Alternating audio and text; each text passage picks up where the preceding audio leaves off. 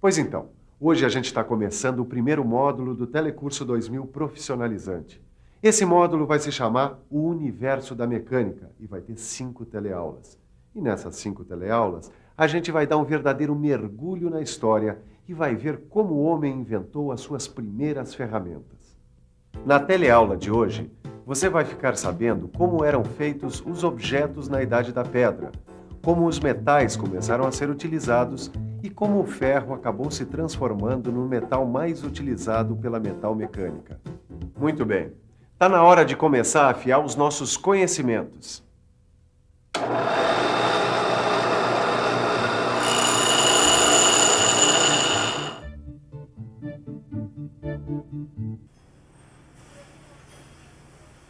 Que máquina!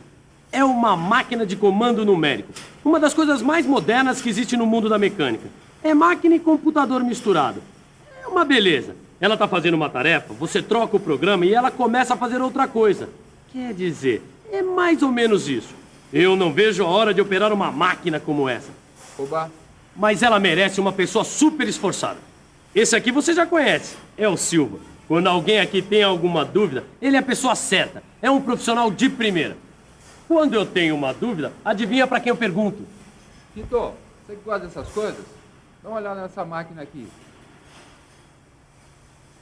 Olha só. Esse Tito não perde uma oportunidade de conhecer coisas novas. E se tem coisa que ele gosta, são essas máquinas mais modernas. Mas eu já disse para ele que ferramentas e máquinas mais sofisticadas não apareceram do nada, não. Como quase tudo na vida, elas são resultado de uma constante evolução. Essa história do uso da ferramenta é coisa que começou, há muito tempo. História que você prometeu começar a me contar ainda hoje. Opa, fim do turno. Fim do turno, começo da nossa história. Vamos lá para a sala de jogos, que a gente já vai começar a falar nessa história já. Promessa é dívida.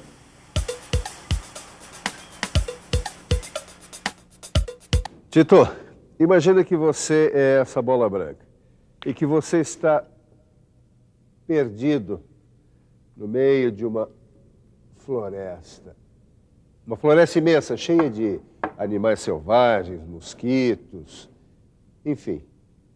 Como se diz por aí, você está perdido no mato sem cachorro. O que é que você faria para sobreviver? Olha, é isso que eu faria. Eu entraria numa caçapa, ou melhor, numa caverna para me esconder. Mas somente se esconder não adianta, Tito. Para sobreviver numa selva, é preciso não só se esconder, mas também conseguir alimentos. E isso, às vezes, significa atacar. Você tem razão. Então a pergunta é, o que eu fabricaria para sobreviver? E você? O que faria ou fabricaria para sobreviver numa situação dessas? Eu fazia uma arma, né, para me defender dos bichos. Lanças. Poderia pegar uma madeira, transformá-la numa faca. Uma machadinha de pedra, tá? Uma machadinha com a pedra pontuda, um pedacinho de pau e um cipó amarrado, né? Uma faca.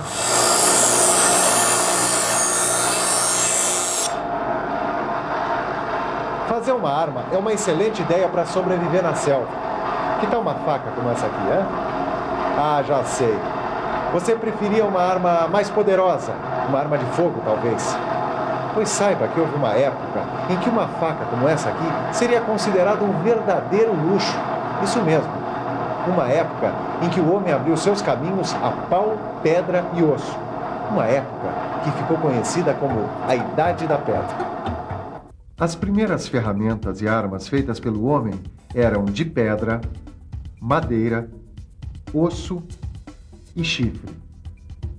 Para conseguir os primeiros objetos, o homem das cavernas teve que aprender a talhar a pedra. Esse foi o primeiro processo usado para a obtenção de objetos. Como a gente pode imaginar, era muito difícil e lento e impedia a fabricação de formas mais complexas. O sílex, um tipo de pedra bem dura existente na natureza, era o material mais comum para fazer estacas, machados de caça, utensílios e também para raspar peles de animais abatidos. O sílex, por ser bem duro, também funcionava como um perfurador. o que era bastante útil para fazer furos em madeiras e até mesmo em outras pedras. Ah, e tem mais. Eu não sei se você já reparou, mas olhando uma lixa bem de pertinho, a gente percebe que ela é feita toda de pequenos grãozinhos abrasivos. Essa ideia não é nova. Foi o homem primitivo que descobriu como polir suas ferramentas usando areia bem fininha. Ele umedecia a areia, colocava ela entre a ferramenta e o objeto e raspava um no outro, mais ou menos assim. O atrito entre o objeto e a areia deixava a superfície bem lisinha. Uma pedra polida. Foi assim, usando esses materiais e essas técnicas, que os homens da Idade da Pedra construíram suas armas e suas ferramentas. É lógico que hoje nós estamos muito mais bem servidos, mas eles, tendo que começar do zero, não fizeram feio, não. Puseram a cabeça e as mãos para funcionar.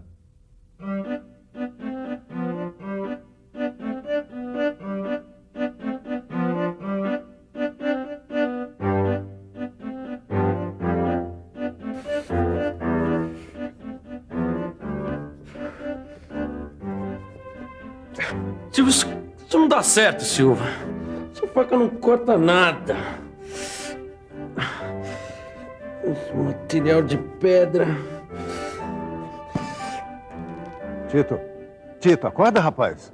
Não dá. Os objetos feitos de pedra não são bons para cortar. Além disso, se desgastam com muita rapidez. Tem que inventar outra coisa. É melhor a gente deixar a pedra de lado e começar a usar o metal. Não falei que o rapaz era esperto? A descoberta e a utilização dos metais foi justamente o passo seguinte que o homem deu para melhorar a qualidade de suas ferramentas e armas. Para fazer seus objetos, o homem passou a usar o que ele pensava ser um novo tipo de pedra, uma pedra com um brilho especial. Na verdade, era o cobre.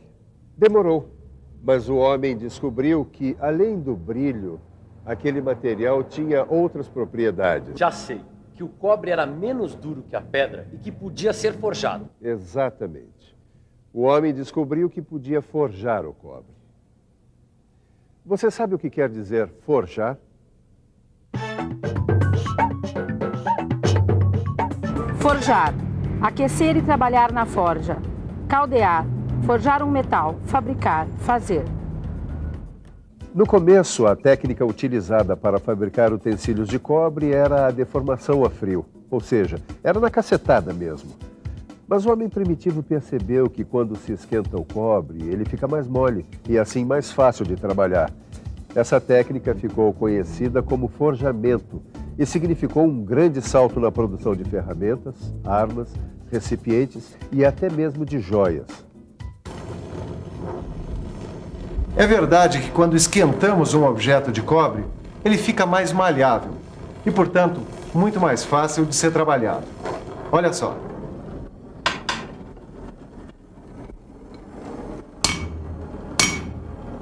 Tá vendo? Ficou mole. Se a gente aquece muito o metal, ele acaba ficando líquido. Quer dizer, se a gente aquece muito um pedaço de cobre, ele acaba perdendo a sua forma e se transformando em líquido. Isso é, cobre em estado líquido. Depois de algum tempo, ele volta a ficar sólido, tomando a forma da forma onde foi colocado. Aqui foi colocado cobre fundido. Esse processo de derreter o metal, depois colocar ele numa forma, ficou conhecido como fundição de metais. A fundição de metais foi um dos grandes avanços que o homem deu na fabricação de objetos. Com a fundição, os produtos passaram a ser produzidos com maior rapidez e também com maior riqueza de detalhes. Além das ferramentas e armas, começaram a ser produzidos panelas, enfeites e até joias. E aqui nessa enciclopédia fala também da primeira liga metálica que o homem fez. Você sabe o que é uma liga metálica? Liga metálica é a mistura de 2 ou mais metais. Com o trabalho de exploração das minas, muitos outros metais foram descobertos. Dá uma olhada aqui. Um desses metais descobertos foi o estanho. E foi fundindo o cobre com um pouquinho de estanho que o homem descobriu a primeira liga metálica, o bronze. E você sabe a vantagem do bronze, não sabe, Tito? É claro. O bronze é um material mais duro e resistente à deformação que o cobre. Perfeito. E por causa de sua dureza e resistência, e também por ser fácil de trabalhar, o bronze se transformou no material preferido para a fabricação de ferramentas, armas e enfeites. Naqueles tempos, o bronze valia quase tanto quanto o ouro. Mas espera aí, eu só tenho uma dúvida. No início de tudo, os objetos eram feitos de pedra, madeira, osso e chifre. Depois vieram os metais, começando pelo cobre e depois o bronze, que é uma liga metálica. E o ferro? Quando é que o ferro vai dar as caras nessa nossa história? Agora mesmo. O ferro é um dos mais antigos metais e é encontrado em quase todas as partes do mundo.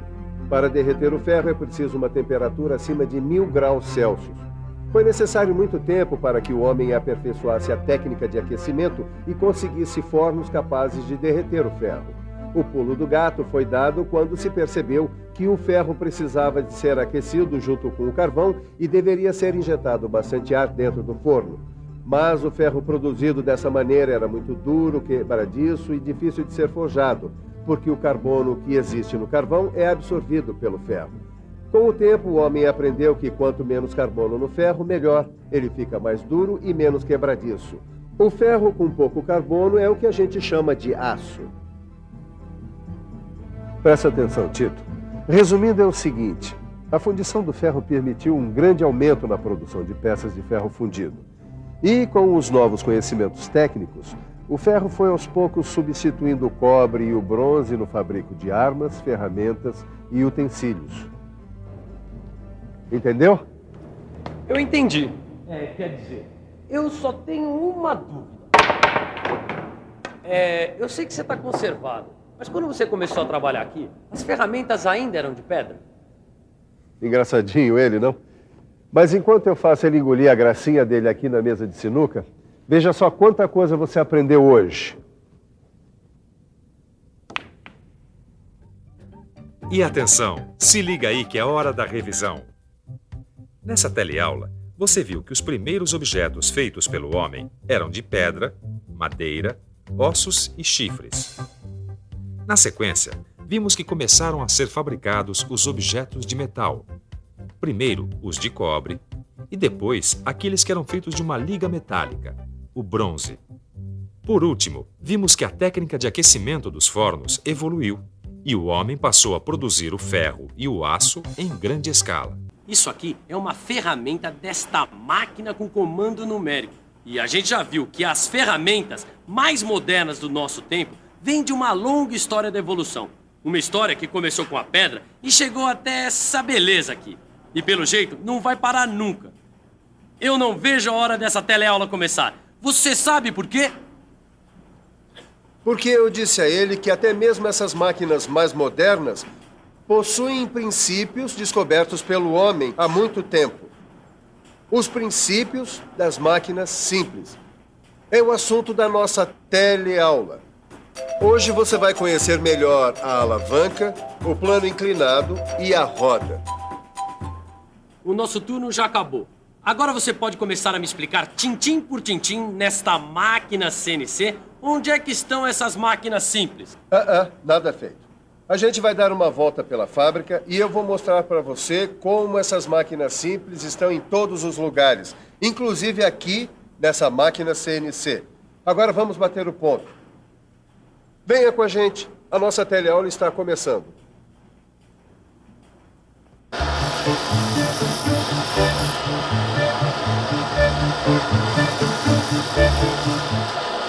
Oi, eu estava aqui dando uma afiadinha nessa broca.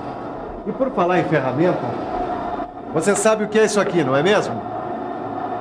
É claro que isso aqui é um martelo. Mas você sabia que, antes de tudo, isso aqui é uma máquina simples? No caso, uma alavanca. O homem, que não é bobo nem nada, sempre procurou melhorar suas condições de trabalho. Principalmente se o trabalho exigia muita força.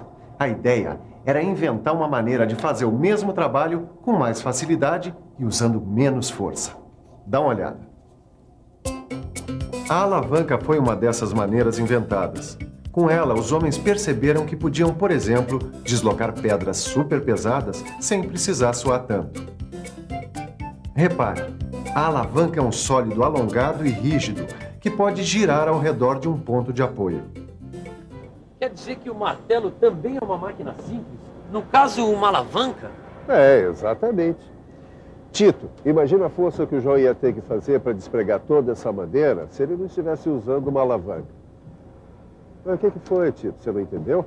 Eu entendi sim. Só estava pensando onde mais tem alavanca. E aí? Será que você consegue imaginar onde mais tem alavanca no nosso dia a dia? O senhor sabe o que é uma alavanca? Alavanca é um objeto que você usa para impulsionar, para retirar alguma coisa. Você sabe dar um exemplo de algum objeto ou de algum instrumento que tem o princípio da alavanca? O nosso braço. Eu acho que uma tesoura, né? Uma gangorra. Um carrinho de mão, abridor de garrafa. Freio de mão do carro é uma alavanca. É alicate, pedal, martelo, interruptor de luz, cortador de papel. Nós poderíamos passar toda a nossa teleaula dando inúmeros exemplos de instrumentos que utilizam o princípio da alavanca. Mas não são só objetos, não. Como nós vimos, o braço humano é uma excelente alavanca. Aliás, todo o esqueleto humano é um excelente exemplo de sistema de alavancas. Mas é importante você saber que existem 3 tipos de alavancas: a interfixa, a interresistente e a interpotente. A tesoura e a gangorra, por exemplo, são alavancas interfixas. Já o abridor e o carrinho de construção são alavancas do tipo interresistente. E a pinça e o braço humano são exemplos de alavancas interpotentes. Veja agora as representações gráficas dos 3 tipos de alavanca: a interfixa, a interresistente e a interpotente. No seu livro você vai encontrar todas as explicações necessárias para entender direitinho o que é cada um desses tipos de alavanca. O importante, por enquanto, é saber que são 3 tipos: interfixas, interresistentes e interpotentes.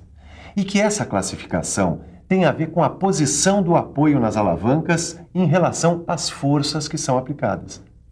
Agora tem uma coisa que está me intrigando. Será que uma máquina com comando numérico tem alavanca? Vamos pensar um pouco. Deixa eu ver. Alavancas. Ah, é claro que até uma máquina com comando numérico está cheia de alavancas. Olha só. Isso aqui é uma alavanca. Isso aqui também é uma alavanca.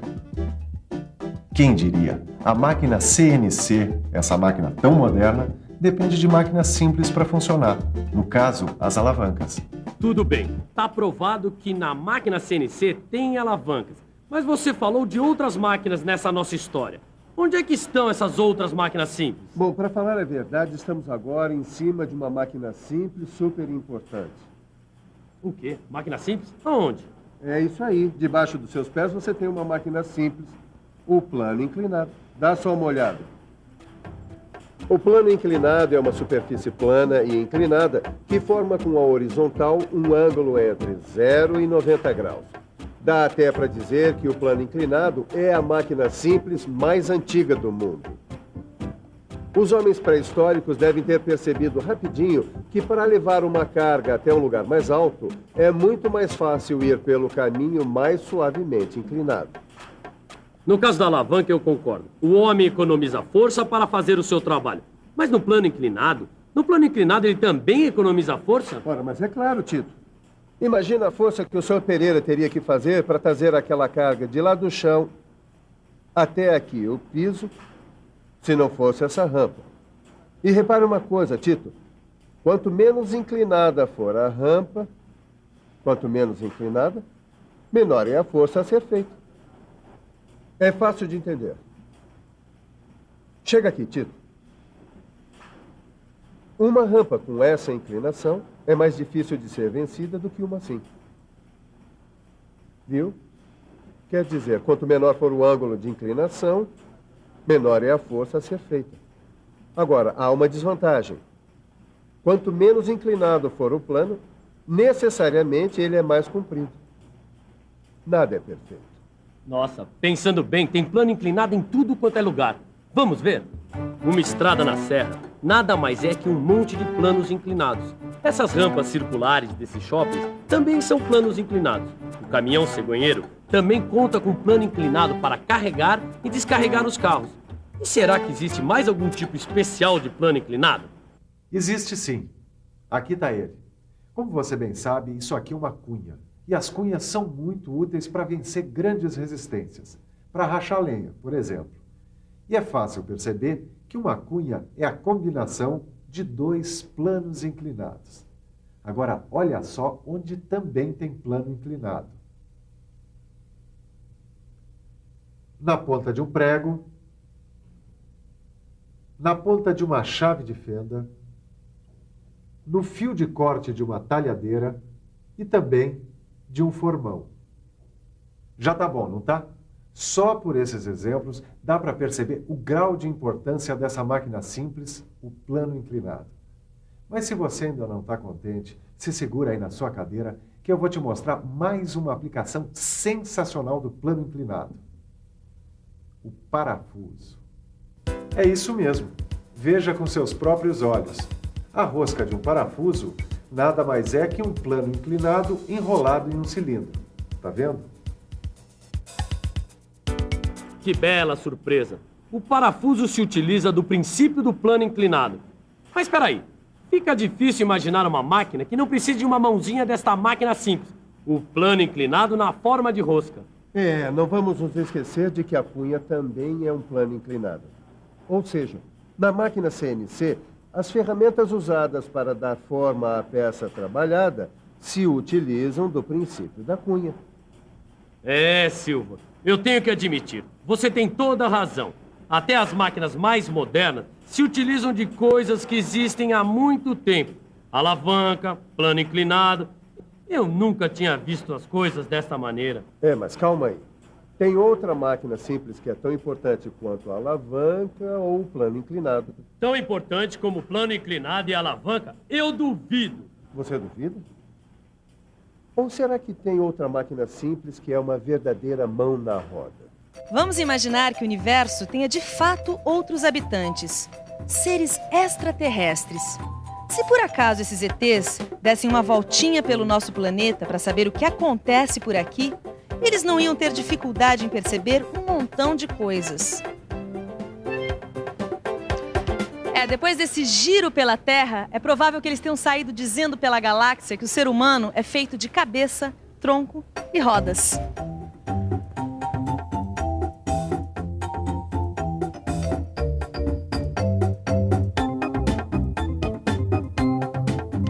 É isso mesmo que você está pensando. A roda é a outra máquina simples. E apesar de ter sido uma invenção tão importante, tão antiga na história da humanidade, ninguém sabe quem foi que inventou a roda. Quer ver só? Oi, por favor, vem cá. Quem foi que inventou a roda? Não tenho a mínima ideia. Isso aí. E você, sabe? Provavelmente, a roda surgiu sob a forma de roletes. Feitos de troncos de árvores, estes roletes eram muito úteis quando o homem primitivo tinha que deslocar grandes cargas em longas distâncias e não podia contar apenas com sua força.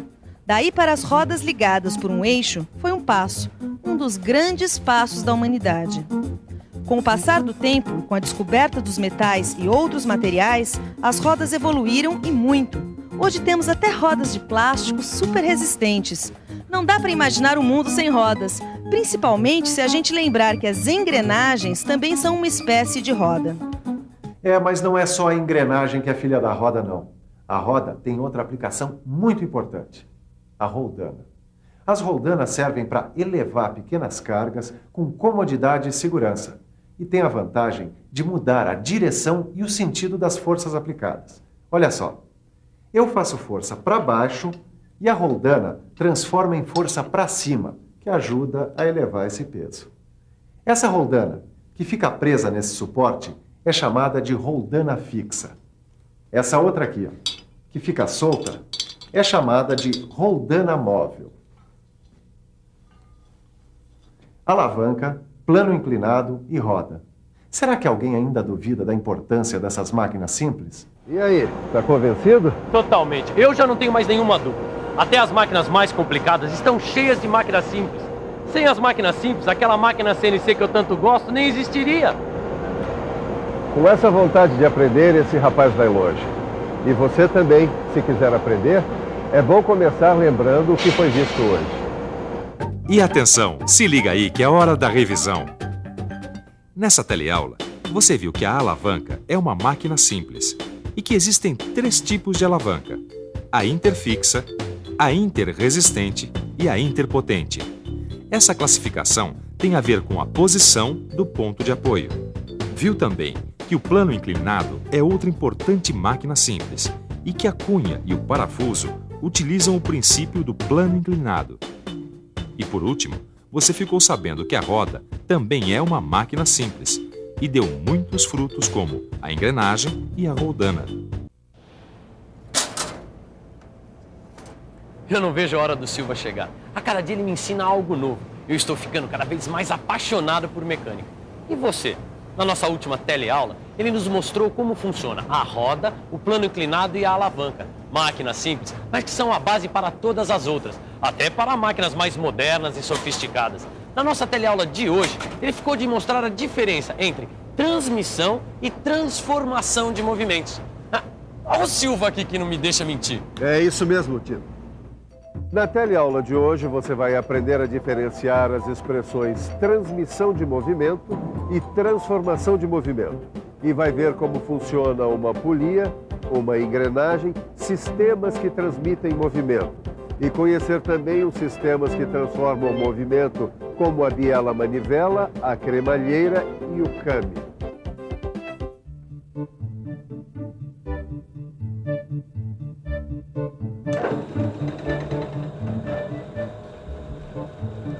Você já reparou que uma máquina nem sempre produz o movimento apropriado que se deseja realizar? Quando isso acontece, é necessário aplicar à máquina mecanismos de transformação de movimento. Para uma boa execução do trabalho, é necessário que as peças e ferramentas das máquinas operatrizes estejam animadas com os movimentos apropriados e também com uma velocidade conveniente. Nessa furadeira, por exemplo, o movimento de rotação do motor é transmitido à broca, que fura a chapa de metal, exatamente como eu programei. Por isso, no estudo dos movimentos em máquinas, é necessário saber a diferença entre transmissão de movimento e transformação de movimento. Transmissão e transformação de movimento. Qual é a diferença? Essa é a questão da nossa teleaula de hoje. Vamos ver. Oi, por favor, qual a diferença entre transmissão e transformação de movimento? Olha, eu não sei não, viu? Transmissão? Movimento aqui. Faço a mínima ideia, não sei. Parece que os nossos amigos aqui não sabem muito bem a diferença entre a transmissão e a transformação de movimento. Na verdade, a transmissão de movimento é quando acontece a passagem de movimento de um órgão da máquina para outro órgão da mesma máquina, podendo ocorrer uma variação de velocidade. Agora, quando na transmissão acontece uma variação do tipo de movimento, aí sim nós dizemos que houve uma transformação de movimento. Titão, dá uma boa olhada no sistema de polia dessa prensa. Agora vai lá e gira essa polia.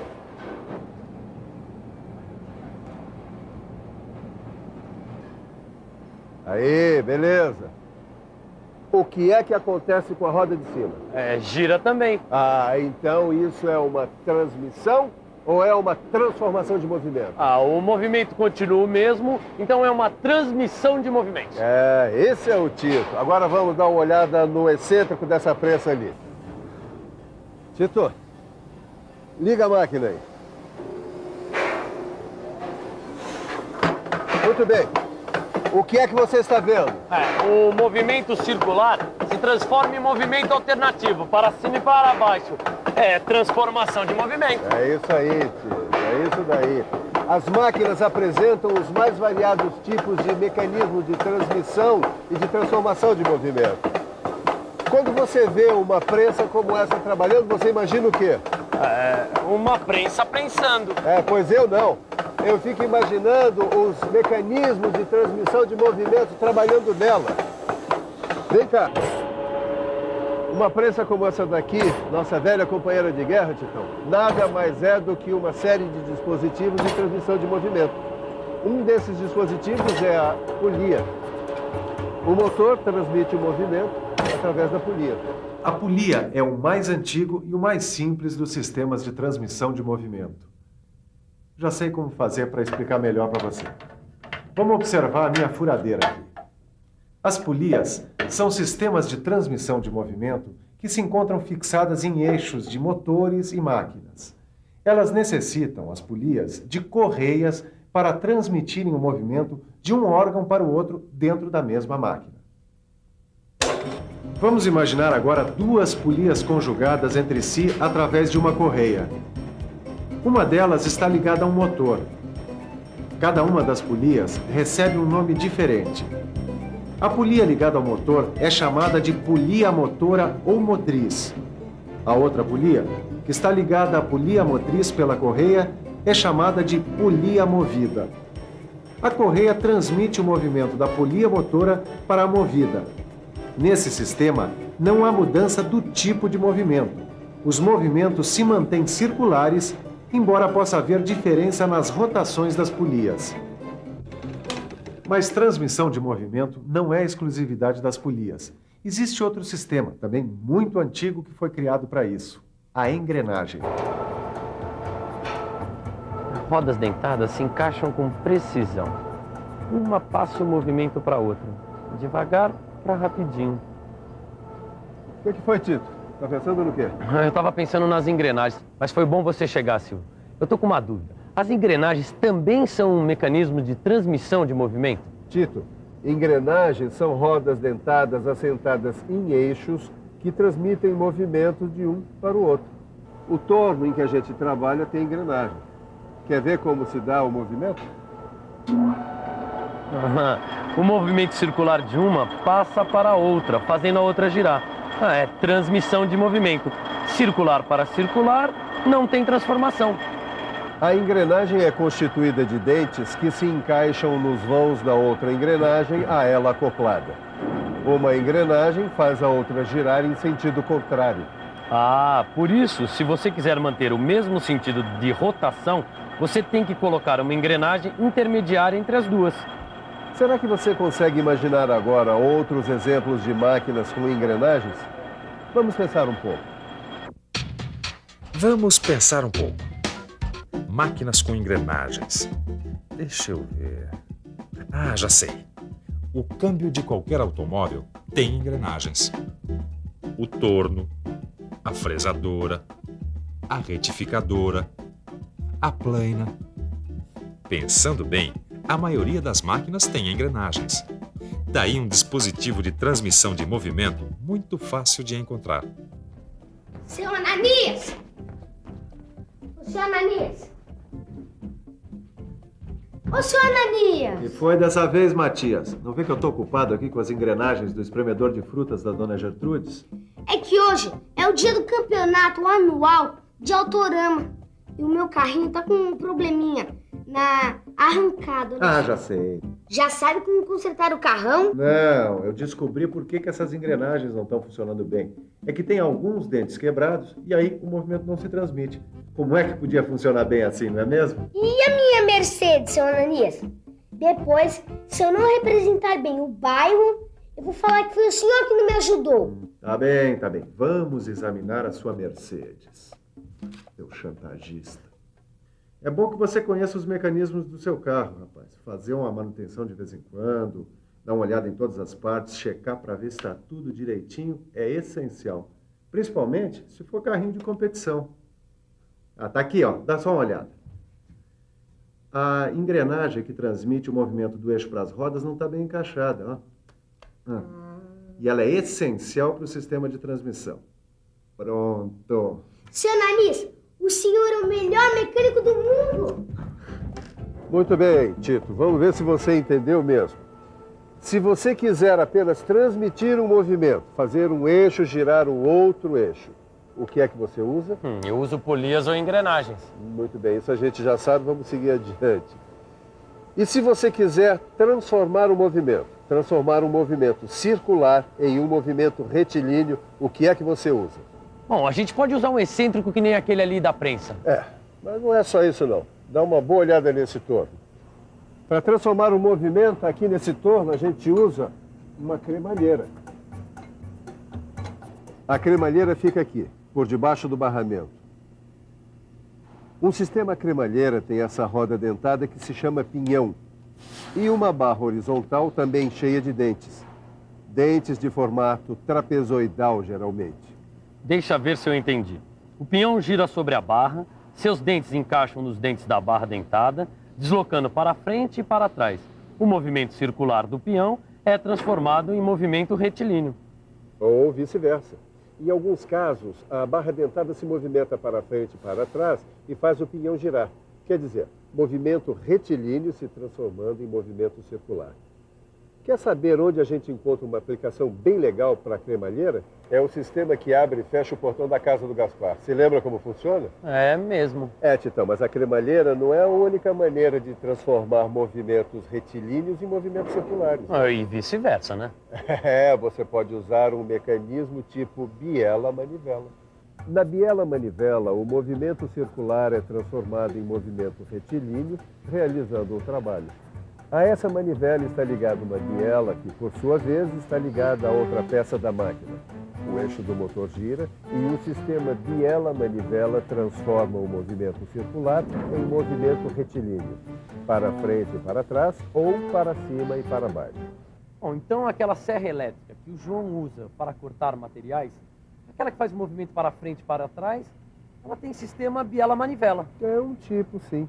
E sabe onde mais tem biela-manivela? Nos motores à explosão dos carros, por exemplo. Os pistões do motor possuem um sistema biela-manivela que transmite a força e o movimento ao veículo. Mas você não aprendeu tudo sobre transformação de movimento, não. Além da engrenagem, da biela-manivela, existe também o câmbio. Essa peça aqui é o câmbio. Ela transforma movimento circular em movimento retilíneo ou movimento rotatório alternado. Os tornos automáticos possuem uma série de câmbios. Eles são montados nos eixos de comando da máquina. Eles transformam o movimento circular em retilíneo. O resultado pode ser posicionar uma ferramenta, acionar um comando, deslocar material e etc. Seu analista! De novo, Matias, justo agora que eu estava mostrando o câmbio pro Venci! E dediquei minha vitória ao senhor que consertou minha Mercedes e me ensinou na manutenção da minha máquina. Viva seu Manias! E viva a mecânica! Eu sabia que você ia ganhar, você é um campeão mesmo. Olha só, que legal. E atenção, se liga aí que é hora da revisão.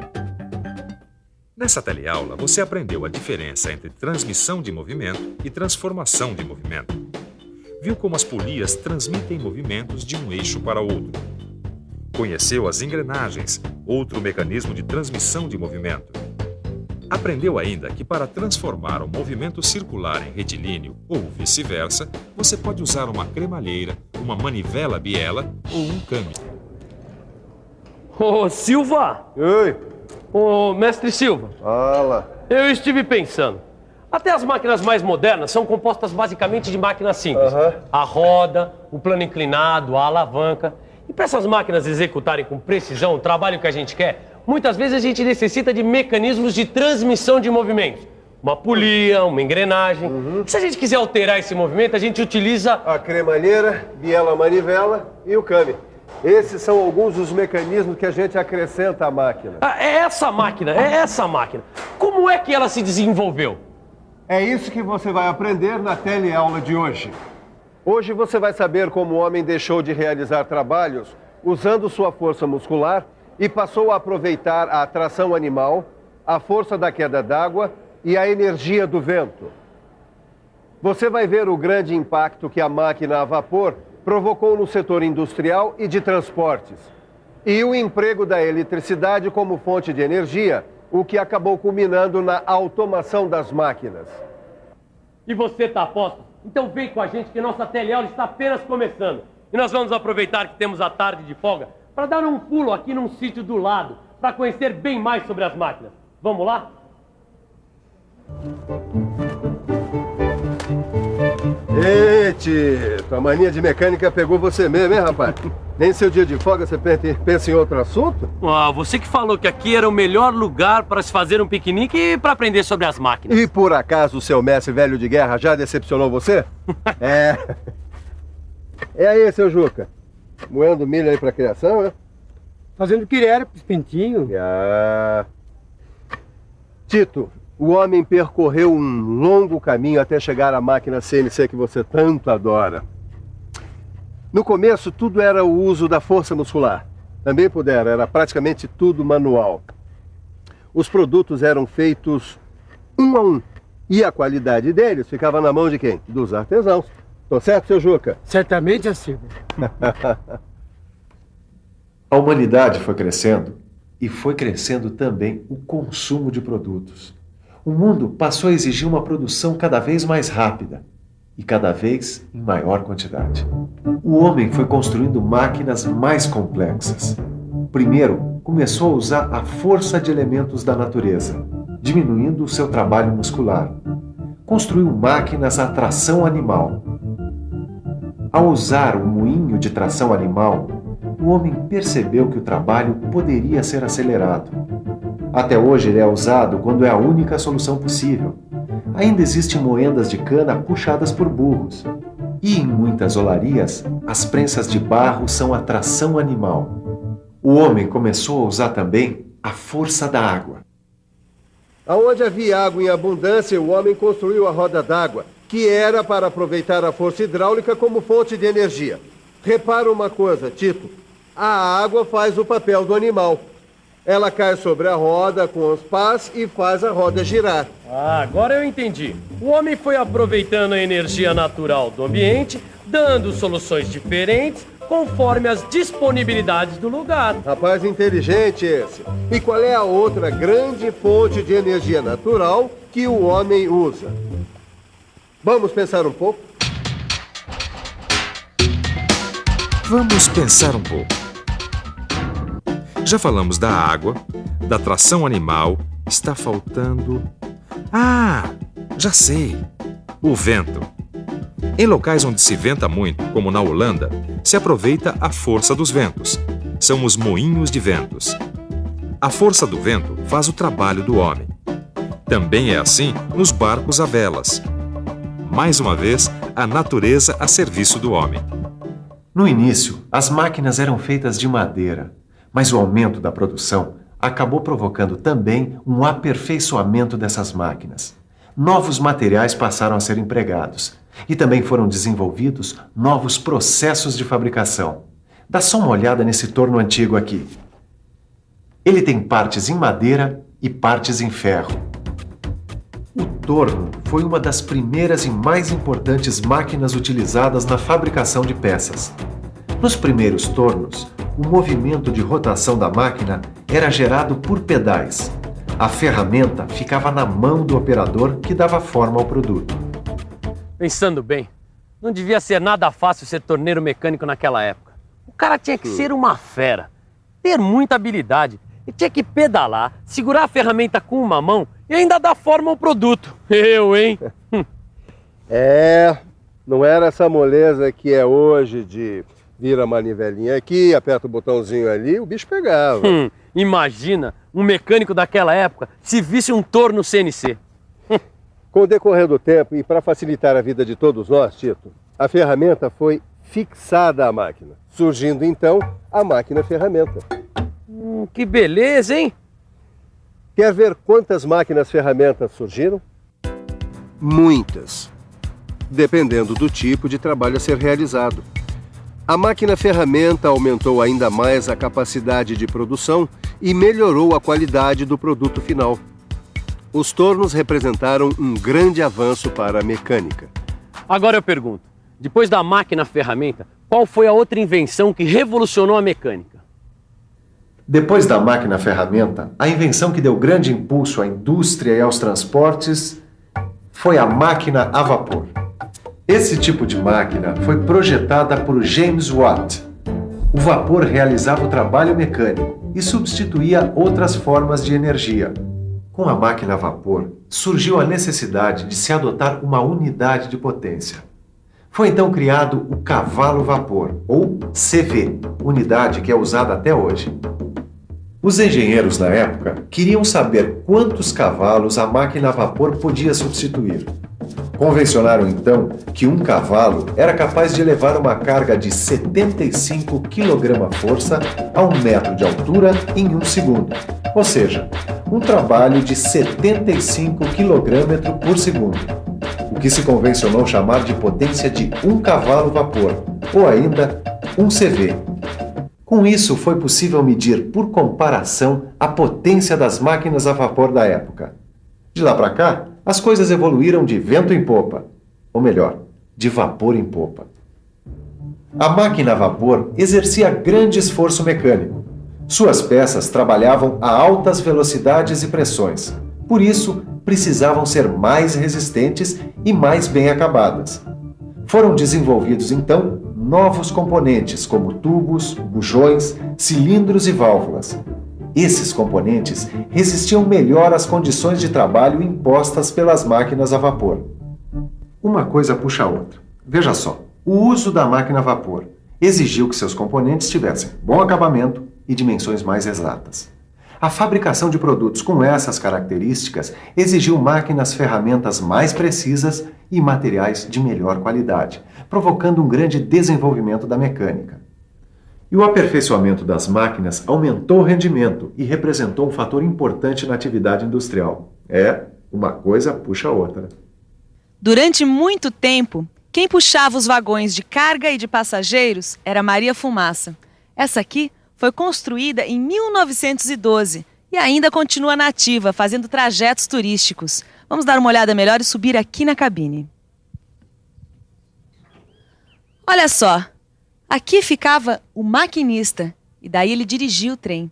E aqui o foguista, onde ele colocava lenha na fogueira, ou melhor, na fornalha, para manter a caldeira sempre fervendo e produzindo vapor. A Maria Fumaça é um bom exemplo de uma máquina a vapor para a qual foram desenvolvidos componentes bem resistentes que aguentassem o esforço que realizava. Ela tinha 1.200 cavalos de potência e chegava a alcançar uma velocidade de 90 km por hora. Eu nunca imaginei que a invenção da máquina a vapor fosse tão importante para o desenvolvimento da mecânica. E isso foi entre 1700 e 1800 lá na Inglaterra. Tito, sabe, eu sempre quis ser um Joseph Whitworth, o pioneiro no aperfeiçoamento das máquinas ferramentas. É o meu grande ídolo, cara. Projetar como ele instrumentos para a medição de peças.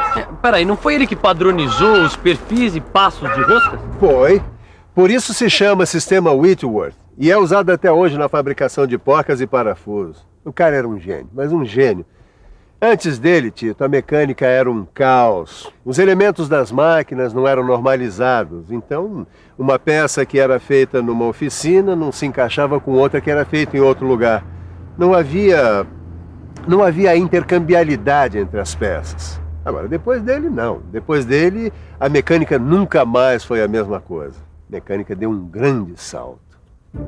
A produção artesanal foi se transformando em produção industrial. E esse processo acelerou o desenvolvimento do setor produtivo. Surgiram vários tipos de máquinas e de sistemas mecânicos. Macacos, prensas, tornos. Foram desenvolvidas também outras máquinas para realizar outros trabalhos com metais. Máquinas para a conformação de metais, como uma prensa, por exemplo. No final do século passado, outra descoberta do homem acelerou em muito o desenvolvimento industrial. Vamos ver se alguém por aqui sabe nos dizer qual foi. Eu acho o telefone celular foi uma grande descoberta, a televisão moderna, TV a cabo. Acho que o transporte, o metrô principalmente. Medicina. Telégrafo. Tudo isso são invenções do homem. Agora, uma grande descoberta que impulsionou muito a indústria foi o uso da eletricidade como fonte de energia. Vamos ver como tudo isso começou. Bom, pega um pedaço de lã, um retalho, como esse daqui, assim. Isso mesmo. Aí você pega um pedaço de papel, uma tesoura ou com a mão mesmo, você pica ele em dezenas de pedacinhos. Agora você corta no outro sentido E você já tem os pedacinhos de papel. Isso mesmo. Agora pega um objeto de plástico, uma caneta, um pente como esse aqui e esfrega. Esfrega na lã. Mas esfrega bastante, aí com vontade e sem preguiça. Aí depois que você esfregou bastante, o que será que acontece se você aproximar o pente dos pedacinhos de papel, hein? Tcharam! Exatamente.